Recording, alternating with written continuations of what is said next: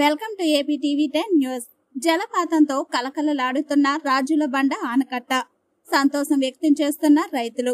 RTS ఆనకట్టకు చేరుకున్న వరద నీరు. కర్నూలు జిల్లా కోసిగి మండలం పరిధిలోని కందుకూరు గ్రామ సమీపంలో తుంగభద్ర నదిపై గల ఆర్టీఎస్ ఆనకట్ట వద్దకు హోస్పేట్ డ్యాం నుండి వదిలిన నీరు గురువారం నాడు సాయంత్రం చేరుకోవడం జరిగింది. గత కొద్ది రోజులుగా కర్ణాటకలోని ఎగువ ప్రాంతాల్లో కురుస్తున్న వర్షాలకు హోస్పేట్ డ్యాం నిండు కొండలా ఉండడంతో ముందు జాగ్రత్త చర్యలలో భాగంగా అధికారులు డ్యాం నుండి 10 గేట్లు ఎత్తి వరద నీటిని తుంగభద్రకి వదిలిన విషయం అందరికీ తెలిసిందే.